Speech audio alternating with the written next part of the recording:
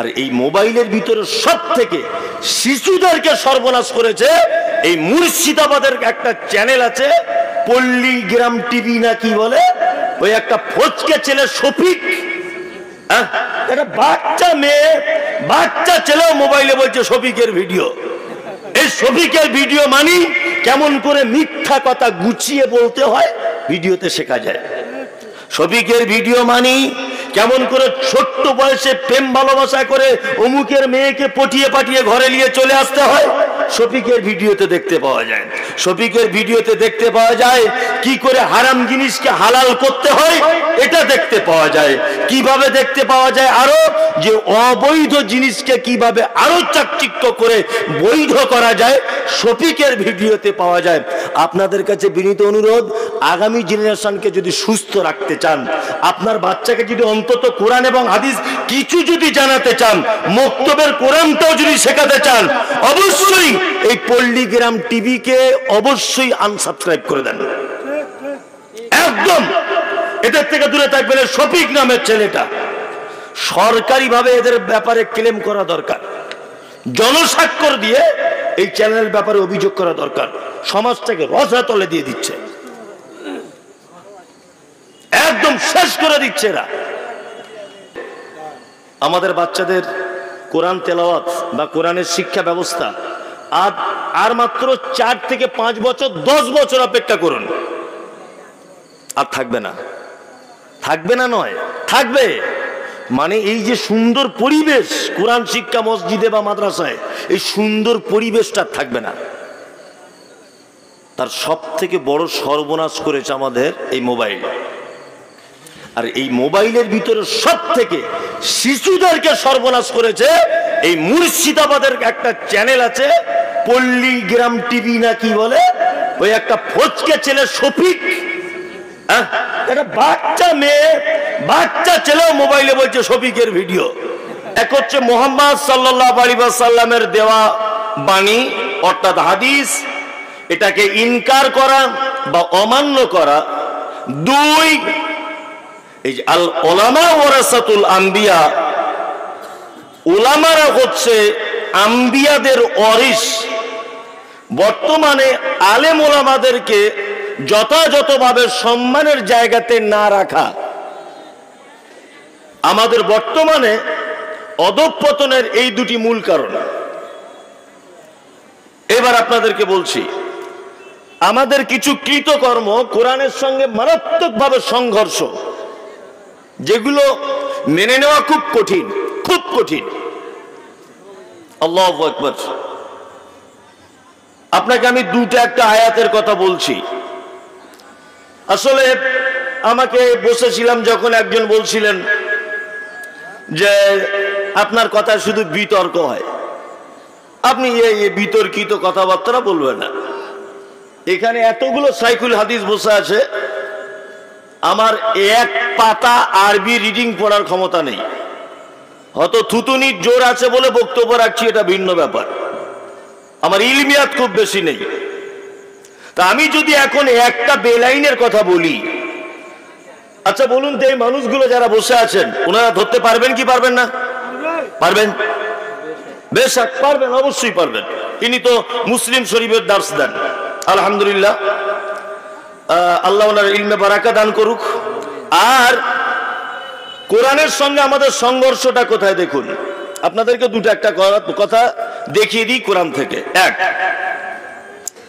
আল্লাহ সুবহানাহু ওয়া তাআলা পবিত্র আল কোরআনে একটা মানুষের জীবনে যত যা কিছু প্রয়োজন, এই বিধানগুলো এমন সিস্টেমে অবতীর্ণ করেছেন বা সৃষ্টি করেছেন বা তৈরি করেছেন বা আবিষ্কার করেছেন, যা মানুষের আঙুল ঢোকানোর কোনো জায়গা নেই। তারও আগে একটা কথা বলি, আল্লাহ তাআলা পবিত্র আল কোরআনে বলছেন লা ইউকাল্লিফুল্লাহু নাফসান ইল্লা উসআহা। আল্লাহ তাআলা বলছেন যে নাহনু নাকুসসু আলাইকা আহসানাল কসাস বিমা আওহাইনা ইলাইকা হাযাল কোরআন। আল্লাহ বলছেন সারা পৃথিবীতে যত গদ্য পদ্য উপন্যাস, যত লেখা, যত রকমের যা কিছু আছে, পবিত্র আল কোরআনের থেকে উত্তম কাহিনী, উত্তম বর্ণনা আর সারা পৃথিবীতে কোনো কিতাবের ভিতরে পাওয়া যায় না। সংঘর্ষ কোথায় দেখুন। এক,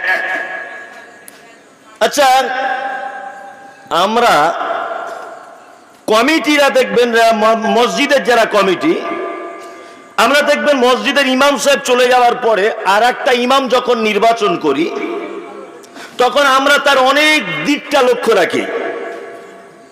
বয়স কত, কোথা থেকে মৌলবি পাস করেছে, গলার সুর ভালো কিনা, লম্বায় কতটা, নামাজ পড়ানোর তরিকা কেমন, জুম্মার খুতবার উপস্থাপনাটা কেমন, ছেলেটা দেখতে কেমন, বেতন কত নেবে, কামাই কেমন করবে, ছুটি কেমন নেবে, বিবাহিত না অবিবাহিত। আচ্ছা বলুন তো, এইগুলো আমরা খোঁজ খবর নিয়ে কি নিই না? নেই। আপনি হাদিস এবং কোরআনে এক জায়গাতে আপনি এই পদ্ধতি উল্লেখ দেখাতে পারবেন না যে ইমাম হতে গেলে বিয়ে করা হতে হবে না অবিবাহিত হতে হবে, বেতন কত চাইবে, সপ্তাহে ছুটি কটা নিতে হবে, ইমাম সাহেব বেটে হবে না লম্বা হবে, গলার সুর ভালো হবে না খারাপ হবে, বক্তব্য বেশ সুর করে জুত করে রাখতে পারবে কিনা, এইরকম হাদিস কোরআনে ইমাম নির্বাচনের কথা বলা নেই। একটা কথা বলা আছে এইভাবে যে তোমাদের ভিতরে যে কোরআন সব থেকে বেশি ভালো জানে সেই ইমামতি করবে। তাতেও যদি সমান হয়ে যায় যে পরেশগারিতায় বেশি সেই ইমামতি করবে, তাতেও যদি সমান হয়ে যায় যে বয়সের বেশি ভালো কোরআন জানে সেই ইমামতি করবে। এতটুকুই। তাই আল্লাহ সুবহানাহু ওয়া তাআলা ইমাম নির্বাচনের ব্যাপারে কোথাও কিন্তু কথা বলেননি। আল্লাহ সুবহানাহু ওয়া তাআলা ইমামদের ব্যাপারে নির্বাচনের কথা না বলে উনি বলছেন যে মসজিদ পরিচালনা করবে কারা, কমিটি কারা হবে, আল্লাহ কমিটি নির্বাচন করে দিয়েছেন। বোঝার চেষ্টা করুন। মানে আল্লাহ এটা জানে যে কমিটি যদি ভালো হয় ইমাম এমনি ভালো হবে। আল্লাহ সুবহানাহু ওয়া তাআলা কমিটি নির্বাচন করেছেন। কি না, ওই লোক আল্লাহর ঘরকে আবাদ করবে, ওই লোক মসজিদের দায়িত্বে থাকবে, ও তত্ত্বাবধানে ওই লোকটা থাকবে। কে সে? যে আল্লাহ ছাড়া কাউকে ভয় করে না, 5 ওয়াক্ত সালাত আদায় করে, যাকাত বুঝে দেয়, কিয়ামতের প্রতি বিশ্বাস রাখে, আল্লাহর প্রতি যার বিশ্বাস রয়েছে, এই লোকটা মসজিদ পরিচালনার দায়িত্বে থাকবে। এক জায়গাতে বলা হয়নি যে ইমাম সাহেবের বর্ণনাটা কেমন। তার মানে আল্লাহ এটা জানে। আমাদের গোটা সমাজটা কোরআন এবং হাদিসের বিপরীত দিকে চলছে। চলছে কি চলছে না? বলুন, চলছে কি চলছে না? আমরা হাদিস কোরআন দিয়ে সামাজিক ভাবে ইমাম যাচাই করছি, অথচ কোরআন দিয়ে কমিটি যাচাই করতে পারছি না। আল্লাহু আকবার। কমিটি যাচাই করছি, নামাজ পড়ুক আর না পড়ুক, টাকা বেশি আছে তুমি মোতাল্লি হয়ে যাও, তুমি মোতাল্লি হও। আল্লাহু আকবার। পবিত্র আল কোরআনের সঙ্গে আমাদের কেমন সংঘর্ষ দেখুন। তারপরে আমি সূরা আরাফের হালকা একটু তাফসীর করে দিব। এক, আল্লাহ সুবহানাহু ওয়া তাআলা পবিত্র আল কোরআনের ভিতরে বলছেন, কুল, নবী আপনি বলুন, হাল ইয়াস্তাবিল্লাযীনা ইয়ালামুনা ওয়াল্লাযীনা লা ইয়ালামুন, যারা জানে আর যারা জানে না, আপনি বলুন তারা কি সমান? কথা বলুন তো, যারা জানে আর যারা জানে না এরা কি সমান? আচ্ছা, কি জানার কথা বলা হচ্ছে? এইটা, তাই তো? এক কথাতে দ্বীনের জ্ঞান, তাই তো? যারা জানে না আর যারা জানে উভয় সমান নয়। আল্লাহ তাআলার ভাষা শুনুন। আল্লাহ তাআলা বলছেন কুল, অন্যত্তরে বলছেন হাল ইয়াস্তাবিল আমা ওয়াল বাসীর ওয়াজ যুলুমাতি ওয়ান নূর। আল্লাহ নবীকে আবার বলছেন, নবী একজন চক্ষু লোক, চক্ষু বিশিষ্ট লোক আর একজন চক্ষুহীন লোক, এরা দুজন কি সমান? সমান। তার মানে বোঝা যাচ্ছে যাদের দ্বীনের জ্ঞান নেই এরা অন্ধ। এ কথা কে বলছেন? আল্লাহ। কোরআনের সঙ্গে আমাদের কেমন সংঘর্ষ দেখুন। এসব কথা বললে এখন বলবে যে মমতাজুল ইসলাম কমিটির বিপক্ষে, মাদ্রাসার বিপক্ষে, মসজিদের বিপক্ষে। আরে গোলাম হোসেন, আমি কারুর বিপক্ষে নয়। আপনার বেটির সঙ্গে আমার বেটার বিয়ে দেওয়া আছে, আপনার জমির পাশে আমার জমি আছে, আপনি আমার কাছে 10 লাখ টাকা পান, আপনার সঙ্গে কোনো শত্রুতা আছে, আপনার বিপক্ষে কেন বলতে যাব? আমি এই বাস্তব সমাজের রোগগুলো তুলে ধরছি। আল্লাহ তাআলার ভাষা হচ্ছে যারা দিনের জ্ঞান রাখে না এরা কি অন্ধ। আমি মমতাজুল ইসলাম চোখে দেখতে পাই না, একদমই দেখতে পাই না। তা রাত্রির বেলা আমার হাতে একটা লাইট দেওয়া হলো, আর বলা হলো যে মমতাজ কাসেমি সাহেবকে একটু মেন রোড পর্যন্ত পৌঁছে দাও। আচ্ছা বলুন তো, আমার পক্ষে ওই লোকটার মেন রোড পর্যন্ত পৌঁছানো সম্ভব? সম্ভব? আমি তো অন্ধ লোক। অন্ধ লোক না, আমি অন্ধ। আমার লাইটে কি দিনই বাকি রাতই বাকি? আমি ওনাকে সঠিক রাস্তায় পৌঁছাতে পারবো না। সারা পশ্চিম বাংলার যত শিক্ষা ব্যবস্থা আছে, এই মাদ্রাসাগুলো এখান থেকে কিসের শিক্ষা হয়? কোরআন এবং হাদিসের। তাহলে আমরা একবার খুব নিখুঁত ভাবে বিচার করব। আল্লাহ বলছেন যারা এর জ্ঞান রাখে না তারা অন্ধ। মাদ্রাসা মানে দিনের আলো এখান থেকে ছড়ায়, তাই তো? তাহলে অন্ধ লোকের হাতে যদি আলোর দায়িত্ব দেওয়া হয় বা এই ডিপার্টমেন্টটা যদি দেওয়া হয়, বলুন দেখি এটা সহজভাবে চলবে কি চলবে না? চলবে? কথা বলছেন না কেন? চলবে? কখনোই চলবে না। সারা পশ্চিম বাংলার মাদ্রাসাগুলো আপনি মিশনের দিকে দেখুন, মিশনগুলো আজকে 1 তলা, কালকে 2 তলা, তারপরের দিন 5 তলা, ছাত্র নিতে পারছে না। আর আপনি একটা মাদ্রাসার দিকে দেখুন, 20 বছর আগে যে পদ্ধতি দেখেছেন আজও সেই পদ্ধতি, কোনো ডেভেলপ নেই, কোনো ডেভেলপ নেই। তার কারণ কি? মিশনগুলো যারা পরিচালনা করে তারা উচ্চ জেনারেল শিক্ষিত লোক, বোঝার চেষ্টা করুন। আর মাদ্রাসাগুলো যারা পরিচালনা করছে সারা পশ্চিম বাংলাতে, আল্লাহর কসম বলছে, আপনার বিপক্ষে বলছি না, এগুলো বিবেচনা করুন। যারা এই সংস্থা বা এই মাদ্রাসা, এই প্রতিষ্ঠানগুলি যারা পরিচালনা করছে, আল্লাহর ভাষাতে 95% অন্ধ লোক। ঠিক বলছি না ভুল বলছি? একদম। ওই জন্য মাদ্রাসার কোনো ডেভেলপ নেই সারা পশ্চিম বাংলাতে। আমাদের অবিলম্বে উচিত যে সমস্ত মাদ্রাসাগুলি আছে এইগুলো বড় বড় আলেমদের তত্ত্বাবধানে দিয়ে দেওয়া। কমিটিতে আপনারাই থাকুন, সভাপতি আপনারাই হন, দায়িত্বে আপনারাই থাকুন। কারণ একটা কথা মাথায় রেখে চলুন, আমি মমতাজুল ইসলাম খুব বড় বক্তা ধরে নেন বোঝানোর জন্য বলছি। তা আপনাদের গ্রামে আমি এসেছি, লোক আমাকে শুধু দেখতে আসছে, মোবাইলে ফটো তুলছে, অনেক সম্মান করছে। তা আপনাদের গ্রামে এসে দেখছি যে একটা 16 দলীয় ফুটবলের ম্যাচ চলছে। 16 দলের একটা ফুটবল খেলার ম্যাচ হচ্ছে। তা আমাকে সম্মান দিয়ে যে খেলাটা পরিচালনা করছে আর কি কমিটি, তারা ওই রেফারি করার বাঁশিটা হাতে তুলে দিয়ে বলছে, হুজুর আপনি কলকাতা থেকে এসেছেন, আপনি রেফারিটা আজকে করুন। আমাকে বলছে আপনি রেফারি করুন।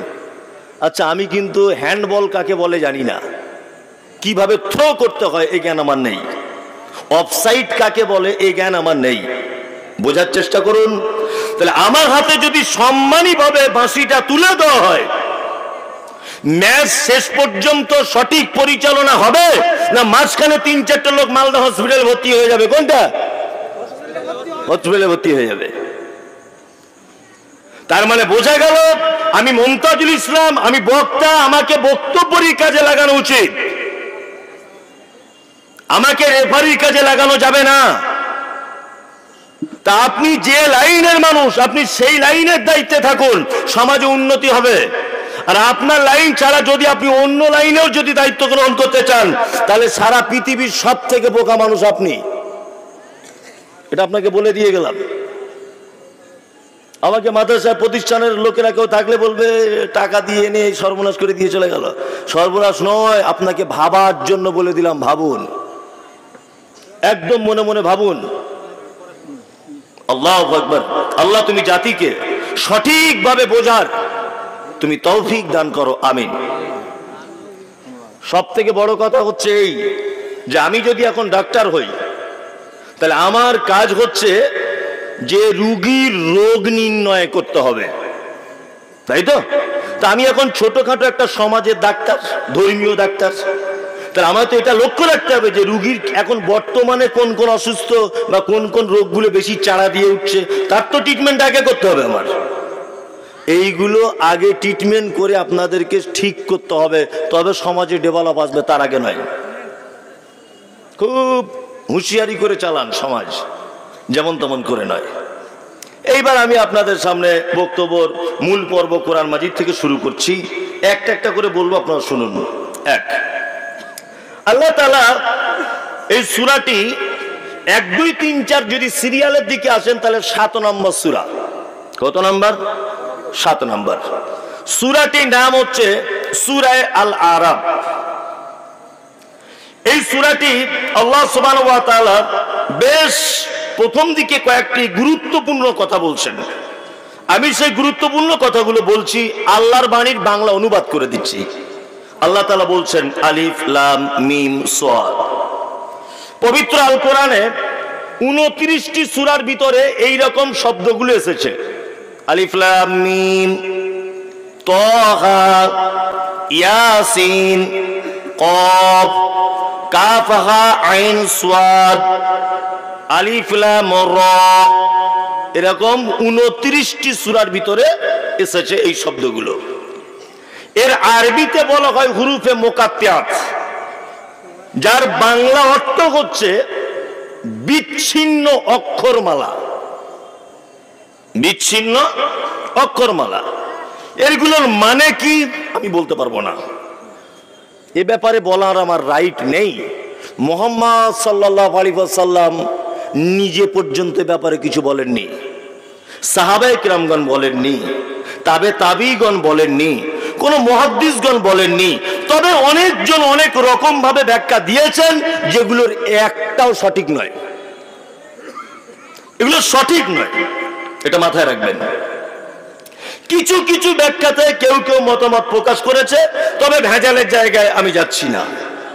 আল্লাহ তাআলা বলছেন কিতাবুন উনজিলা ইলাইকা ফালা ইয়াকুন ফি সাদরিকা হারাদুন মিনহু লিতুনজিরা বিহি ওয়া যিকরা লিল মুমিনিন।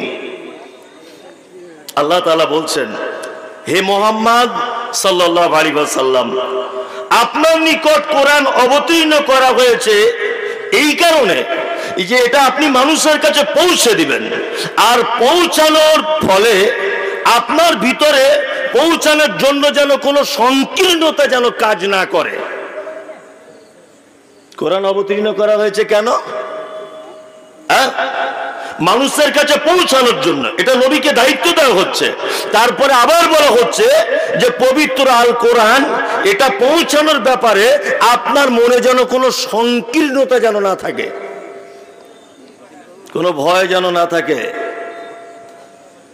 আমি দেখেছি সারা পশ্চিম বাংলাতে বক্তা বক্তব্য রাখছে, সারা পশ্চিম বাংলায় বক্তব্য রাখার পরে দেখছি যে সব শ্রোতা লাস্ট পজিশনে প্রধান বক্তাকে সালাম করে চলে যাচ্ছে, তাই না?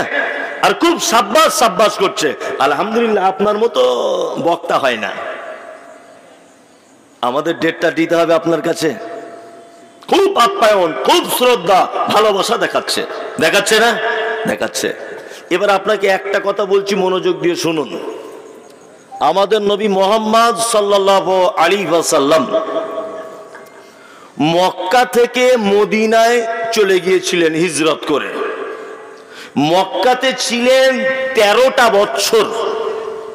13টা বছর তিনি তাওহীদের দাওয়াত দিয়েছেন। 13 বছরের সাবজেক্ট ছিল তাওহীদ, শিরক, এইগুলো হচ্ছে মূল সাবজেক্ট। 13টা বছর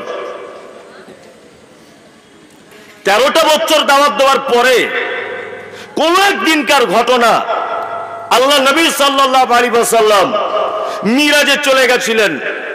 মিরাজ থেকে ঘুরে এলেন, সমস্ত কিছু দেখা, রাস্তাতে অনেক ঘটনা আমি বলছি না। মিরাজ থেকে ফেরত এলেন, ফেরত আসার পরে কোন একটা পাহাড়ের উপরে সকালবেলাতে উঠলেন। পাহাড়ের উপরে উঠে বিভিন্ন গোত্রেদের নাম ধরে ধরে তিনি ডাকলেন।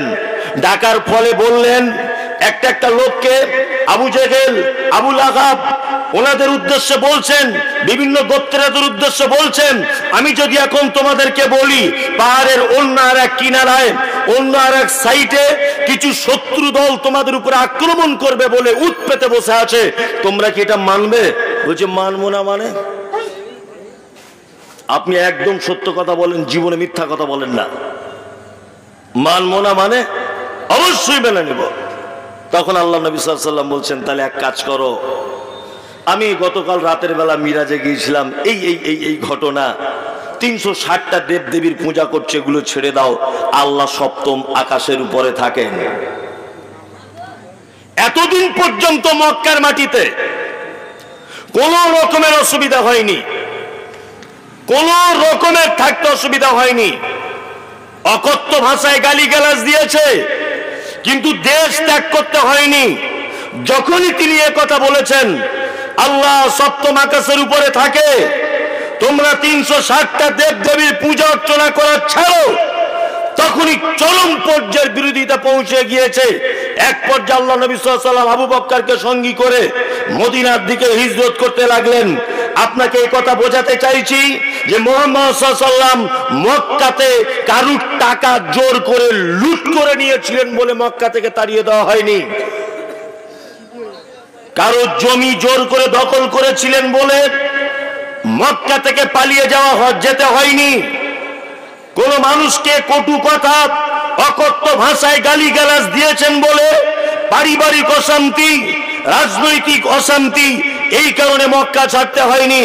মক্কা ছাড়তে হয়েছে মূলত একটি কারণে, সেটা হচ্ছে এই তাওহীদের প্রতিষ্ঠার জন্য, এক আল্লাহর হুকুম কায়েমের জন্য, সত্য কথা প্রকাশ করে দেওয়ার জন্য মুহাম্মদ সাল্লাল্লাহু আলাইহি ওয়াসাল্লামকে মক্কা ছেড়ে চলে যেতে হলো মদিনাতে।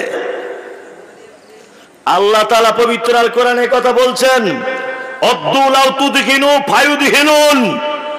নবী, আপনি কখনোই কোশ্চেন কালেও অপরাধীদের সঙ্গে এক জায়গায় বসে গোপন ভাবে নীরবতা পালন করে আপনি এ কথা বলবেন না যে তোমাদেরটাও ভালো আমাদেরটাও ভালো। আপোষ করবেন না। তার মানে আল্লাহ বলছেন নবীকে অদ্দু লাউ তুদহিনু ফায়ুদহিনুন, কখনই আপনি আপোষ করতে যাবেন না। অনেক মানুষ আছে না আপোষ করে, করে কি করে না। অনেক জায়গাতে বেদাত চলছে, মারাত্মক বেদাত, মারাত্মক বেদাত। মৌলভী সাহেবকে জিজ্ঞাসা করছি এটা বেদাত, বলছে করলেও হবে না করলেও হবে। কি বলছি বুঝতে পারছেন না? কি বলছে? বলছে করলেও হবে না করলেও চলবে। অথচ হাদিস কোরআনে তার কোনো অস্তিত্ব খুঁজে পাওয়া যায় না। আল্লাহু আকবার। এইরকম ভাবে আপোষ করা ইসলামে কি হক এবং বাতিলের সঙ্গে আপোষ হবে না। বাতিল বাতিল, হক হক। আজকে বড় আফসোস লাগে, আসলে আমি তো বেশি হাদিস কোরআন জানি না, সামাজিক কথাবার্তা বলি। আমরা হক কথা বলার কারণে, বলিষ্ঠ ভাষায় সহিহ হাদিস বর্ণনা করার কারণে আমার নিজের চোখে দেখা অনেক মসজিদের ইমাম সাহেবের চাকরি চলে গেছে, গেছে না? অনেক ইমাম সাহেবের চাকরি চলে গেছে। কিন্তু আজ পর্যন্ত আমি দেখলাম না যে কোন মসজিদে এটা লেখা আছে দেওয়ালে বা রেজুলেশন করা আছে যে বেনামাজি, বিনা দাড়িওয়ালা, সুদখোর, মাতাল এই লোক মসজিদের দায়িত্বে থাকতে পারবে না। এইরকম কোন জায়গায় আইন করা নেই। আছে বলুন? নেই। সমাজ পুরো উল্টো, পুরো উল্টো দিকে চলছে। কোরআন মাজিদ মুহাম্মদ সাল্লাল্লাহু আলাইহি ওয়াসাল্লামকে বলা হচ্ছে আপনি মানুষের কাছে পৌঁছে দেওয়ার ব্যাপারে যেন আপনার মনে কোনো রকমের ভয় ভীতি কিছুই যেন না থাকে। বিপদের সম্মুখীন হবেন, বাঁচাবে কে? কে? আল্লাহ। রুজি পৃথিবীর কোনো মানুষের দ্বারাতে আসে না, রুজি উপর থেকে আসে। তারপরে আল্লাহ তাআলা বলছেন ইত্তাবিউ মা উনজিলা ইলাইকুম মির রাব্বিকুম ওয়ালা তাত্তাবিউ মিন দুনিহি আউলিয়া কলিলাম মা তাযাক্কারুন। আল্লাহ বলছেন ইত্তাবিউ, তোমরা আনুগত্য করো, মা উনজিলা ইলাইকুম মির রাব্বিকুম, তোমার রবের পক্ষ থেকে যেটা এসেছে অর্থাৎ আল কোরআন, এইটার আনুগত্য করো। ওয়ালা তাত্তাবিউ, আল্লাহ বলছে আনুগত্য করো না, মিন দুনিহি, এটাকে বাদ দিয়ে আউলিয়া। আমরা একটা নাম বলি না ওলি আল্লাহ, বলি কি বলি না যে আল্লাহর ওলি, ওলি ওলি, আল্লাহু আকবার। মানে এমন ওলি, ওলি দাবি করতে করতে করতে করতে এক পর্যায়ে বলছে যে আমাদেরও নাম কোরআন মাজিদে আছে, বুঝলেন না? বলছে আনআমাল্লাহু আলাইহিম মিনান নাবিয়িনা ওয়াস-সিদ্দিকিন, সিদ্দিক শব্দ কোরআনে এসেছে না? হুজুর এখন বলছে এই আমাদের বংশের নাম কোরআনে আছে। আমি তখন বলছি তোমার যদি এই দাবি হয় তাহলে কালকে তো হিন্দু ভাইরা বলবে যে সীতা দেবীর নাম কোরআনে আছে। কোরআন মাজিদের শব্দ নেই, লি ইলাফি কুরাইশিন ইলাফিহিম রিহিলাতাস সীতাই ওয়াস-সাইফ। তাহলে কালকে তো হরিপদ এ কথা বলবে যে আমাদের সীতা দেবীর নাম কোরআনে এসেছে, বলবে কি বলবে না? আবু লাহাব তার নাম তো কোরআন মাজিদে এসেছে, এসেছে না? বনি ইসরাইল তাদের নাম তো কোরআন মাজিদে এসেছে। কোরআন মাজিদে এলেই যে ভালো, এটা আপনি বুঝলেন কি করে? ওলি, আপনাকে কয়েকটা জিনিস ছোট ছোট করে বোঝাই। যদি বলছেন আমাদের আহলে হাদিস গ্রাম, তো এইসব বক্তব্যের প্রয়োজন নেই। শুনুন, আপনার প্রয়োজন না থাকতে পারে। এই মোবাইলগুলো যে দেখছেন, এই মোবাইলগুলোতে কাল সকালবেলাতে লক্ষ লক্ষ মানুষ বেদাতি মাজার পূজারি তারা শুনবে, তাদের তো অন্তত কাজ হবে, হবে কি হবে না? তাদের কাজ হবে। আপনাকে বলে রাখছি, একটা একটা করে শুনে নেন। ওলি, ওলি মানে অভিভাবক বা বন্ধু, তাই তো? ওলি মানে অভিভাবক বা বন্ধু। আচ্ছা, অভিভাবক, অভিভাবক কাকে বলে? চার দেওয়ালের মাঝখানে তার বেটা থাকে, তার বেটি থাকে, তার স্ত্রী থাকে, তার মা থাকে বৃদ্ধা, তার বৃদ্ধ বাবা থাকে, তার সন্তানাদি থাকে, সমস্ত দায় দায়িত্ব যে বহন করে, মূলত আমরা তাকে ওলি বলি বা অভিভাবক বলি, তাই তো? আচ্ছা, অভিভাবকের কাজ কি? অভিভাবকের কাজ হচ্ছে, আমি অভিভাবক বাড়ির, আমার ছেলের পরীক্ষার ফি কার কাছে চাইবে? আমার কাছে চাইবে। আমার ছেলে অসুস্থ, ডাক্তারের কাছে নিয়ে যেতে হবে, কে নিয়ে যাবে? অভিভাবক নিয়ে যাবে। এক কথাতে আমার ছেলে যতদিন না পর্যন্ত উপযুক্ত না হচ্ছে, তার সমস্ত দায়িত্ব বহন করবে কে? ওলি, অর্থাৎ অভিভাবক। আমি মুমতাজুল ইসলাম, তাই তো?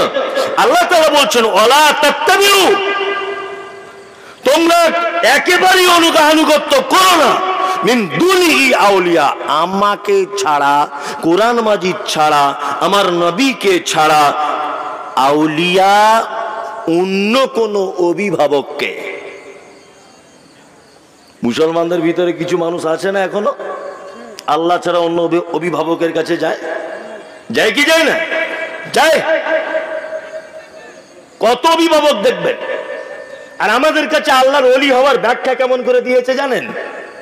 বলছে ওলি হতে গেলে 15 বছর জঙ্গলে থাকতে হবে, বড় বড় গোঁফ হতে হবে, গোঁফ যেন বড় হয়, চুল কাটা যাবে না, বগলের গন্ধতে যেন সাইডে টিকা না যায়, গোটা শরীরে ময়লা, নখ কাটবে না হাতের। অলি হতে গেলে কি করতে হবে না, একটা ঠ্যাং এরম ফাঁক করে বসে থাকবে, আর একটা ঠ্যাং গাছের মাথায় বেঁধে রাখবে। অলি হতে গেলে মাথায় জট বেঁধে যেতে হবে। এ হচ্ছে সব থেকে বড় আল্লাহর অলি। আমাদের কাছে এইরকম ব্যাখ্যা দেয় না অলির? অলির ব্যাখ্যা এইভাবে দেয় তো। আল্লাহু আকবার। মানে সমাজ এত রসাতলে চলে গেছে, ন্যাংটো বলি ন্যাংটো উলঙ্গ হয়ে আছে, তারও বলছে 1.5 লক্ষ মুরিদ। মানে জাতির কাছে ন্যাংটো মানুষও অযোগ্য নয়। চলছে, অলির ব্যাখ্যা দিচ্ছে। আমি একটা বক্তব্য পাঠিয়েছি জিসান ইসলামিক চ্যানেলকে আজকে, অলির ব্যাখ্যা দিচ্ছেন। অলির ব্যাখ্যা কি? পবিত্র আল কোরআনে দুটো একটা আশ্চর্য কথা বলা আছে, তার মধ্যে একটা আশ্চর্য কথা হচ্ছে এই কি, এটা আপনি পেয়ে যাবেন সূরা আল ইমরান 49 নম্বর আয়াতে। আল্লাহ তাআলা এখানে ঈসা আলাইহিস সালামের কথা বলতে গিয়ে বলছেন যে ঈসা আলাইহিস সালামকে ক্ষমতা দেওয়া হয়েছিল যে তিনি মৃত মানুষকে জীবিত করতে পারতেন। এটা শুধুমাত্র মুজিজা কার? ঈসা আলাইহিস সালামের। তবে ইব্রাহিম আলাইহিস সালামের ব্যাপারে ঘটনা পাওয়া যায় যে তিনি কবুতরকে জবাই করে আবার তিনি প্রাণ দিয়েছিলেন, এই ঘটনা পাওয়া যায়, বিভিন্ন ঘটনা, তাই না? তবে নবীদের জন্য এটা খাস। এইবার আপনাকে একটা জিনিস শোনাচ্ছি, শুনে দেখুন তো এটা বিশ্বাস হয় কি না হয়। মানে এ কথা কারা বলবে? আমি বলতে যাচ্ছি আর আমার নামে উল্টো পাল্টা কথা, যেখানে যাচ্ছি গাড়িতে ইট মারছে। একজন বক্তব্য রাখছেন, বলছে দাদা হুজুর যিনি আছেন ফুরফুরাতে, দাদা হুজুর, আর সত্যি ওনাকে আমি খুব সম্মান করি, শ্রদ্ধার সঙ্গে বলছি। ওনার 4টে নাকি ছেলে, একটা ছেলের নাম ছিল নাজমুস শাহাদাত সিদ্দিকী, নাজমুস শাহাদাত সিদ্দিকী। ভিডিওটা আপনাকে চাইলে আমি এখনই শোনাতে পারি। নাজমুস শাহাদাত সিদ্দিকী উনি মায়ের পেট থেকে জন্ম হয়েছিলেন মৃত অবস্থায়, অর্থাৎ উনি মরা অবস্থায় জন্মগ্রহণ করেছিলেন, পৃথিবীতে এসেছিলেন। তা দাদা হুজুর ওনার স্ত্রীকে জিজ্ঞাসা করে বলছেন, কি গো ছেলে কেমন আছে? বলছে ছেলে তো মরা হয়েছে। বলছো বাবারে, ভাইরা আমার, বোনেরা আমার, খালারা আমার। তারপরে হুজুর মসজিদ চলে গেল। মসজিদে চলে যাওয়ার পরে আজান দিয়ে দিল, হাইয়া আলাস সালাহ। বাড়ি এসে দেখছে ছেলে আবার ঘুরছে। বলছে মৃত ছেলে জিন্দা হয়ে গেছে। আচ্ছা, এই বক্তব্য যদি বর্তমান বাজারে বিজ্ঞানের যুগে যদি চলে, এটা কি সম্ভব না অসম্ভব? মানে এত কেরামতি ওলিয়া উলিয়াদেরকে বলা হচ্ছে যে ওলিয়া উলিয়াদের এত পাওয়ার যে ফুঁক দিয়ে মরা ছেলে জ্যান্ত করে দিচ্ছে। মানে আমরা দেশের অলিদের অর্থাৎ দিশি অলিদের এত বর্ণনা করি যে মেন আল্লাহর অলিদের কথা ভুলেই গেছি, তাই না? এইবার আপনাকে একটা কথা আবার জিজ্ঞাসা করে রাখছি, সেটা হচ্ছে এই, অলি হতে গেলে যদি জঙ্গলে বাস করতে হয়, অলি হতে গেলে যদি বিয়ে শাদী না করা লাগে, অলি হতে গেলে যদি গায়ে সাবান না মাখা যায়, অলি হতে গেলে যদি বড় বড় মাথার চুল লাগে, সারা পৃথিবীর সব থেকে দামি মানুষ মুহাম্মদ সাল্লাল্লাহু আলাইহি ওয়াসাল্লাম, মুহাম্মদ সাল্লাল্লাহু আলাইহি ওয়াসাল্লামের পরে তারপরে দামি মানুষ সাহাবায়ে কেরামগণ, তাই তো? সাহাবীদের ভিতরে আবার 4 জন সব থেকে দামি মানুষ, আবু বকর, ওমর, উসমান, আলী, 4 জন দামি মানুষ। এই 4 জনের জীবনীতে একটা ঘটনা আপনি আমাকে শোনান যে আবু বকর বিবাহ করেননি, উসমান বিবাহ করেননি, আলী বিবাহ করেননি, আবু বকর রাদিয়াল্লাহু তাআলা আনহুম আজমাইন, এই সমস্ত সাহাবায়ে কেরামগণ বিয়ে শাদী করা বাদ দিয়ে আল্লাহর সন্তুষ্টির জন্য জঙ্গলে গিয়ে বাস করে বড় বড় মাথা চুল রেখেছিলেন। এরকম করে ইতিহাস পাওয়া যায়? যায়? যায় না। আবার কেউ কেউ এই কথা বলছে, আমি যখন বলতে যাচ্ছি যে পীর তো ইসলামে নেই, বলছে পীর না থাকলে তাই কি, পীরেদের নাম আল্লাহ ঘুরিয়ে দিয়ে অলি ব্যবহার করেছে। আল্লাহু আকবার। আল্লাহ তুমি এই জাতিকে হেফাজত করো, বলুন আমিন। আমিন। অলি, অলির ব্যাপারে এখন অনেক কিছু বলার আছে। অলি মানে অভিভাবক বলেছি।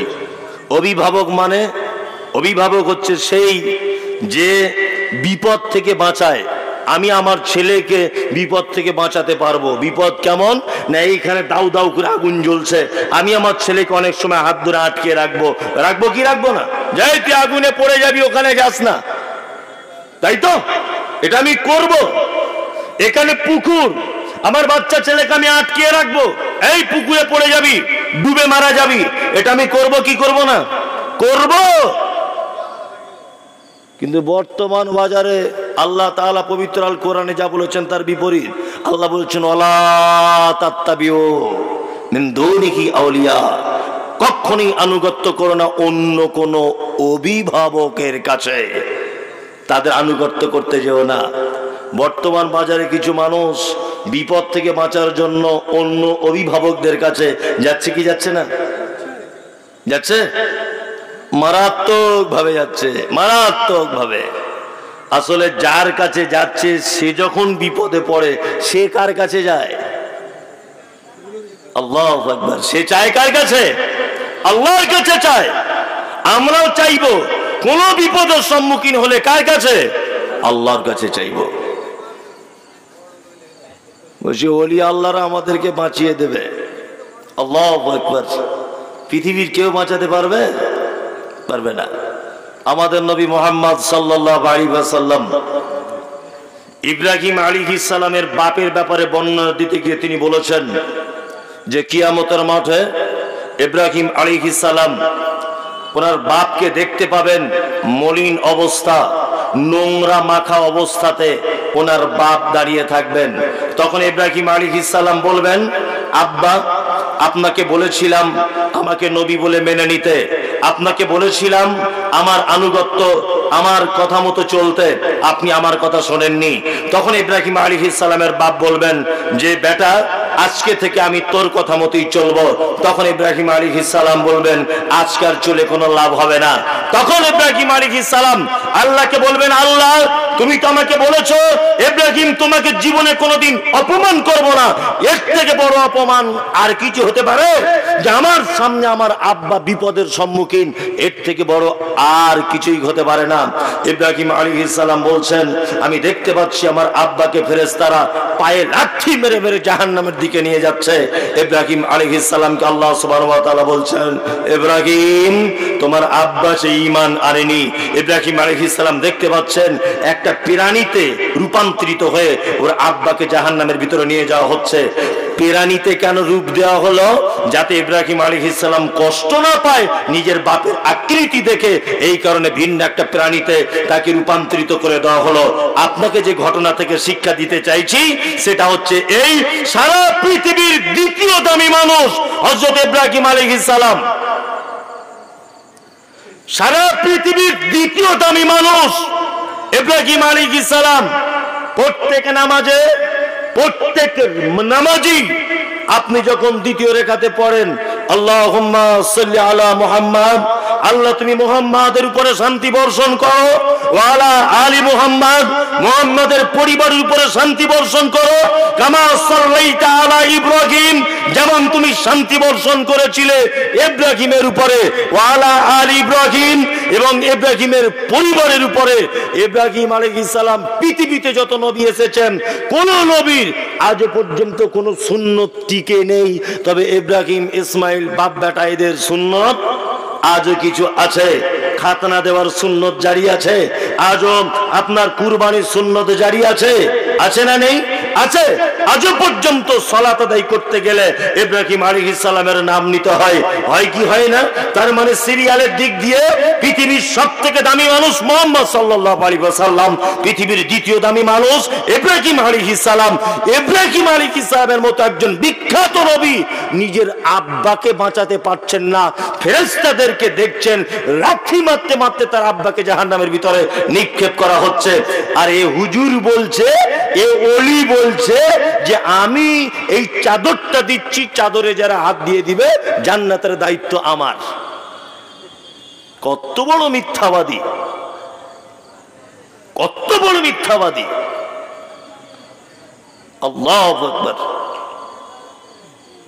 ওলি আল্লাহদের ব্যাপারে যত ঘটনা বাজারে উপস্থাপন করা হয় তার 99% মিথ্যা, একটা কথা বলছি শুনুন, সারা পৃথিবীর সব থেকে দামি কথা কার? আল্লাহ। তারপরে পরেই কার? মুহাম্মদ সাল্লাল্লাহু আলাইহি ওয়াসাল্লামের।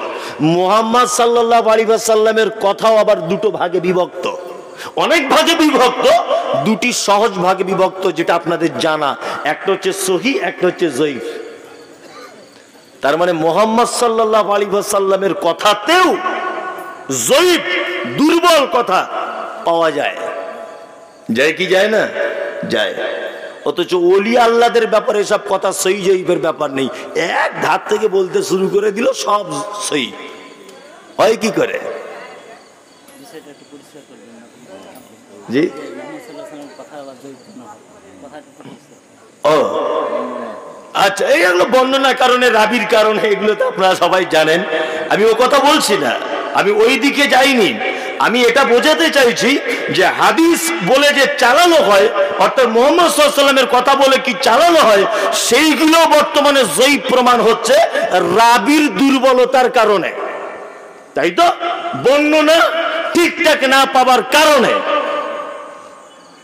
কিন্তু অথচ আমরা আল্লাহওয়ালা ওলিদের কিছু কথা উপস্থাপন করি যে ব্যাপারে সহিহ জয়ীফের বর্ণনার কোন রকমের ধারে পাশে তার বিশুদ্ধতা যাচাই করা হয় না।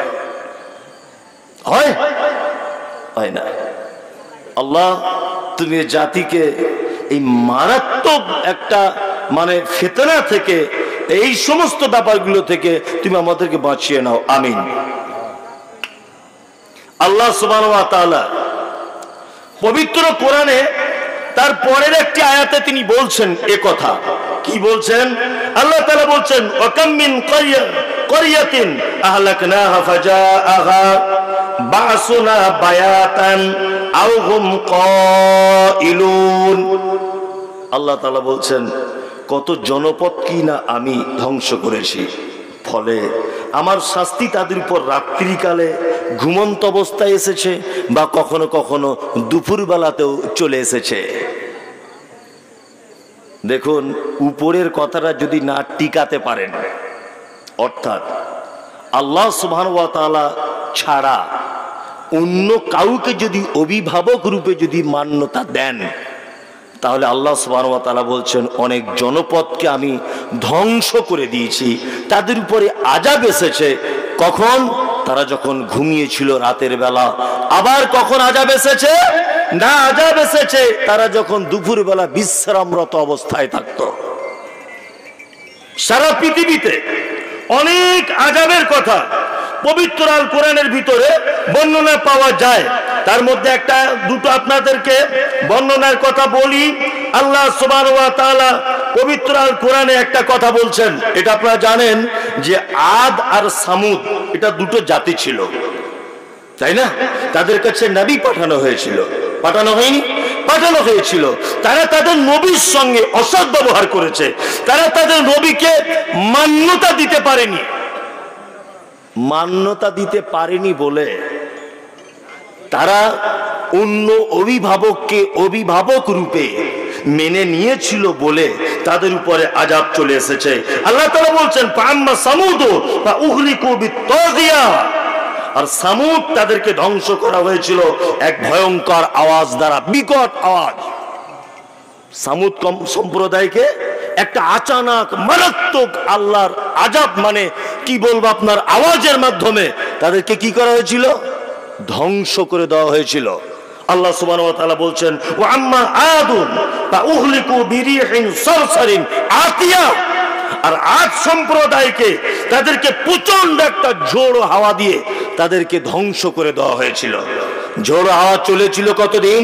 আল্লাহ বলছেন, সাখখারা আলাইহিম সাবআ লায়ালিন ওয়া সামানিয়াতা আইয়াম হুসুমান ফাতারাল কওম ফিহা সারা কাআন্নাহুম আজাজু নখলিন খাবিয়া ফাআল তারা লাহুম মিন বাকিয়া। আল্লাহু আকবার। আল্লাহ বলছেন 7 রাত 8 দিন তাদের উপরে অবিরাম ঝড় হাওয়া বয়েছিল, একজনকেও নির্দিষ্টকরণ করা যায়নি।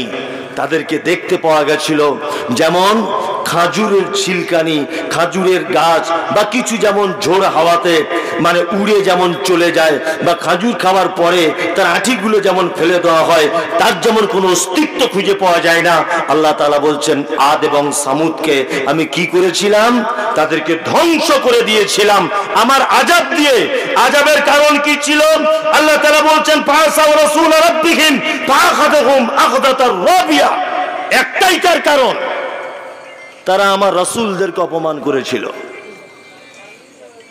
তারা রাসূলদেরকে কি করেছিল? অপমান করেছিল। আর ধরেছিল কাকে? অন্য অভিভাবককে। আপনার কাছে এটা বিনীত অনুরোধ, আল্লাহ ছাড়া কোনো অভিভাবকের অভিভাবকত্ব এটা মেনে নেওয়ার চেষ্টা করিয়েন না, আপনার উপরে আল্লাহর আযাব চলে আসবে। শুধু এই নয়, শুধু এই নয়, পবিত্র আল কোরআনে আল্লাহ সুবহানাহু ওয়া তাআলা অনেক আযাবের কথা ঘোষণা করেছেন। তার মধ্যে আমি আরো কয়েকটা আযাবের কথা আপনাদের কাছে তুলে ধরছি। সামান্যত আল্লাহকে অভিভাবক রূপে না মানার কারণে আযাব। আপনি যদি আল্লাহ এবং তার রাসূলের কোনো পদ্ধতি যদি ফাঁকি দেওয়ার যদি চেষ্টা করেন, বা একটা ভালো জিনিস হাদিস এবং কোরআন অনুযায়ী সেটা যদি আপনি প্রত্যাখ্যান করেন, তবু আপনার উপর আল্লাহর আযাব চলে আসতে পারে। প্রমাণ আপনাকে একটা কথা বলি, এটা আপনারা জানেন যে ইয়ামানের রাজধানী তার নাম সানা। ইয়ামানের রাজধানী তার নাম সানা। সানা থেকে 6 মাইল দূরে একটা জায়গা, তার নাম হচ্ছে জারওয়া। জারওয়া তার নাম। এই জারওয়াতে কিছু ইথিওপিয়ার মানুষ বসবাস করত। ইথিওপিয়া, যেটাকে আমরা দক্ষিণ আফ্রিকার একটি শহর, তার নাম হাবাসা, যেখানে বেলাল হাবশির জন্ম। উনি হাবশি দেশের মানুষ ছিলেন। আসলে জায়গাটার নাম হাবাসা, বর্তমান যার নাম হচ্ছে ইথিওপিয়া। এই জারওয়া নামক গ্রামে ইথিওপিয়ার কিছু আহলে কিতাব অর্থাৎ ইহুদি খ্রিস্টান তারা বসবাস করত। এই যে ঘটনাটা আমি বললাম, ঠিক এইভাবেই তাফসীর ইবনে কাসিরে বলা হয়েছে। আমি সেখান থেকে নকল করে আপনাকে বলছি, একদম এইভাবেই বলা হয়েছে। ওখানে একটা লোক বসবাস করতেন। লোকটার একটা বাগান ছিল।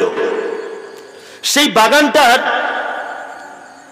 ফল যা হতো, লোকটা 3টে ভাগে ভাগ করতেন। এক, নিজের জন্য কিছু কাজে লাগাতেন। 2, নিজের বাগানের খরচা করতেন। নাম্বার 3, আর একটা কাজ করতেন, সেটা হচ্ছে এই ফকির মিসকিন অসহায় দুস্থ মানুষদের মাঝখানে ফল বিলি বন্টন করে দিতেন। এটা লোকটার রীতিনীতি। লোকটা এক পর্যায়ে মারা গেল। মারা যাবার পরে ছেলেরা বসে আলোচনা করছে যে আব্বা এতদিন যা করেছে সবটাই ভুল, সব ভুল। কি ভুল? বাগানের খরচা যেটা হবে সেটা বাদ দিয়ে যা হবে আমরা 2-4 ভাই যা আছি, 3 ভাই 4 ভাই, আমরা সবাই ভাগ করে নিয়ে নেব, আর কাউকে আমরা দিতে যাব না। ফকির মিসকিন খাবার দেয় নাকি? আব্বা বোকা লোক ছিল বলে আমরাও কি বোকা? দেখুন, একটা কথা আপনাকে বলছি, দান এমন একটা জিনিস যেটা অপ্রাপ্য, আপনার প্রাপ্য ছিল না। আপনি দান করুন, সেটার আপনি মালিক হয়ে যাবেন ইনশাআল্লাহ। কোনো এক জায়গায় একটা কাজ, এটা আপনার পক্ষে ছিল না। কোনো এক জায়গায় ব্যবসা বাণিজ্য এত একটা টাকা লাভ হবে, একটা অংশ, এই লাভটা আপনার নসিবে ছিল না, তকদিরে। আপনি আজকে দান করে দেন কোনো একটা খাতে, ফকির মিসকিনকে দেন, দেখবেন ওটা আল্লাহর তরফ থেকে আপনার কাছে এমনিতেই চলে আসবে। ওই জন্য দানের ব্যাপারে সবসময় প্রশস্ততা, হাতকে লম্বা করে দিতে হয়। তা লোকটা মারা যাবার পরে তাদের ভাই ভাইগুলো চিন্তা করছে যে আল্লাহ যে আব্বা যে কাজ করেছে এটা আমাদের পক্ষে কখনোই সম্ভব নয়। আমরা 3-4 ভাই যা আছি, কেউ কেউ বলছেন যে 3 ভাই, আবার আরেকটা তাফসীরের ভিতরে দেখছিলাম বলছে 4 ভাই, 3 ভাই ধরে নিলাম আমি। 3 ভাই বসে আলোচনা করছে যে আমাদের গাছের ফল পেকে রেডি, ফল আমরা পাড়তে যাব। আব্বা তো বেঁচে নেই, তবে আমরা একদম ভোরবেলাতে যাব, যাতে ফকির মিসকিনরা আমাদের দরজাতে অর্থাৎ আমাদের বাগানে কেউ যাতে আসতে না পারে, কেউ যাতে আসতে না পারে। 3 ভাই আলোচনা করেছে। আল্লাহ তাআলা এই ঘটনাটা, বাগান মালিকদের কথাটা পবিত্র আল কোরআনে নোট করে দিয়েছেন। আল্লাহ বলছেন, ইন্না বালাওনাহুম কামা বালাওনা আসহাবাল জান্নাতি ইয আকসামু লা ইয়াসরিমুন্নাহা মুসবিহিন। কোরআন আল্লাহ নোট করছেন। আল্লাহ তাআলা বলছেন, আমি তাদেরকে পরীক্ষা করেছি যেভাবে পরীক্ষা করেছিলাম বাগানের মালিকদেরকে, যখন তারা শপথ করেছিল যে তারা সকাল বেলাতে ফল পাড়তে যাবে, একদম প্রতিজ্ঞাবদ্ধ, সকালবেলাতেই গাছের ফল পাড়তে যাব, কেউ যেন দেখতে না পায়, ফকির মিসকিন যেন না আসে। আল্লাহ তাআলা তারপরে বলছেন কি, ওয়ালা ইয়াস্তাসনুন, কিন্তু তারা ইনশাআল্লাহ বলল না। ওই জন্য কোনো ভালো কাজ করার আগে একবার অন্তত ইনশাআল্লাহ বলে নেবেন। আচ্ছা বলুন, ফকির মিসকিনদেরকে ফাঁকি দিবে বলে 3 ভাই সিদ্ধান্তে উপনীত হয়েছে যে বাগানের ফল পাড়তে যাব, এটা ভালো কাজ না খারাপ কাজ? খারাপ কাজ, তাই না?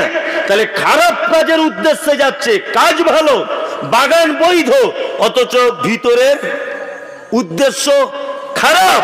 তারপরে আল্লাহ তাআলা বলছেন ওয়ালা ইয়াস্তাসনুন, তারা ইনশাআল্লাহ বলল না। তার মানে মনের ভিতরে যদি অনেক সময় খারাপও কিছু চিন্তা ভাবনা নিয়ে আপনি যদি কোনো কাজ করতে যান, তবু ইনশাআল্লাহ বলবেন। আল্লাহ চাইলে ওই খারাপ কাজ থেকে আপনাকে কি করবে? দূরে সরিয়ে দিতে পারবে। পারবে কি পারবে না? পারবে। আল্লাহ সুবহানাহু ওয়া তাআলা তারপরে বলছেন, ফাতাবারিকা তাইফাতুম মির রাব্বিকা ওয়া হুম নাইমুন, তাদের উপরে একটা আল্লাহর আযাব চলে এলো যখন তারা ঘুমিয়েছিল। রাতের বেলা যে ঘুমিয়েছিল তারা 3 ভাই, তাদের উপরে একটা আল্লাহর আযাব চলে এলো। পরবর্তীতে আল্লাহ সুবহানাহু ওয়া তাআলা আয়াতগুলি একটা করে অনেক কথা বললেন। তারা এক পর্যায়ে বাগানে গেল, বাগানে যাবার পরে দেখছে যে বাগানটা পুড়ে একেবারে ছাই হয়ে গেছে। এক অপরকে বলছে যে আমরা মনে হয় রাস্তা ভুল করে ফেলেছি, রাস্তা ভুল হয়ে গেছে আমাদের, বাল নাহনু মাহরুমুন। এক অপরে বলছে যে আমরা মনে হয় বঞ্চিত হয়ে গেছি, মাহরুম হয়ে গেছি। তার ভিতরে একজন সৎ ভাই বলছে, আমি কি তোমাদের বলিনি যে আব্বা যেটা করেছে সেই পথ ধরে চলো, তাহলে তোমরা দুনিয়াতে কামিয়াব হবে? আজকে আব্বার পথকে দুস্থ, অনাথ, অসহায়, অভাবীদের তোমরা বঞ্চিত করতে লেগেছো বলে আল্লাহর তরফ থেকে আযাব চলে এসেছে। আল্লাহ সুবহানাহু ওয়া তাআলা পবিত্র কোরআন মাজিদে বলছেন একটাই মাত্র কথা, দুটো মাত্র কথা। এক, আমাকে বাদ দিয়ে, নবীকে বাদ দিয়ে অভিভাবক অন্য কাউকে ধরলে আমার তরফ থেকে আযাব।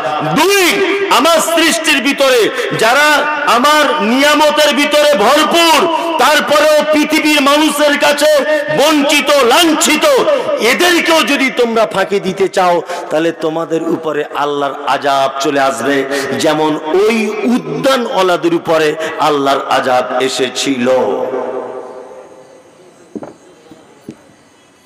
আমরা অনেক সময়তে দেখতে পাই যে বাড়িতে আমাদের দরজাতে অভাবী দুস্থ মানুষেরা এসে কড়া দেয়, দেয় না? দেয় কি দেয় না? ভিখারি আসে, আওয়াজ করে, বাড়িতে কেউ আছো? আপনার স্ত্রী তখন ধুমকি দিয়ে কথা বলে, খুব মেজাজ দিয়ে কথা বলে, এই এত সকালে এসেছো কেন? রাতে কি তোমাদের ঘুম হয় না? আপনার স্ত্রী রাত 12টা পর্যন্ত টিভি, সিডি, সিরিয়াল দেখে ঘুমায়, এই 12টার সময় ঘুমায়, 9টার সময় ঘুম থেকে ওঠে। ফকির তার তো রাতে ঘুম কম হয়, সকালে চাউল নেই, ডাল নেই, বাড়িতে কিছু নেই, এই টেনশনে সে ঘুমাতে পারে না, তাই না? ওই জন্য সকালবেলা সকাল সকাল করে আসে। তো ও আসলে আপনি ধমকি দেন। অনেক সময় দেখতে পাওয়া যায় যে মাদ্রাসার একজন যোগ্য শাইখুল হাদিস কোথায় গেছে মাদ্রাসার আদায় টাদাই করতে, ওনার থেকে অনেক নিচু স্তরের মানুষ এমন ভাষাতে কথা বলে, সালাম করলে উত্তরটা পর্যন্ত নিতে চায় না, মোটর সাইকেল নিয়ে সাট করে সাইড দিক দিয়ে বার হয়ে বাড়িতে চলে যায়। যায় না? যায় কি যায় না? তার মানে ও ভেবেছে যে মাদ্রাসাকে ফাঁকি দিয়ে দিব। বাড়িতে ফকির মিসকিন এলে অনেক সময় বলে মাফ করে দেন। একজন ধনী মানুষ একটা সামান্য ফকিরের কাছে বলছে আমাকে মাফ করে দেন, বলে কি বলে না? বলে। মানে ওকে ফাঁকি দেওয়ার চেষ্টা করছে যে যাতে আমার সম্পদ থেকে ও কিছু না পাক, আমার সম্পদ দিলে কমে যেতে পারে। বন্ধু, আপনাকে একটা কথা বলছি, আপনি যদি এই রকম চিন্তা ভাবনা করে সম্পদ বাড়াবার যদি আপনার টেন্ডেন্সি থাকে, অবশ্যই আপনার মালের উপরে আল্লাহর আযাব চলে আসতে পারে।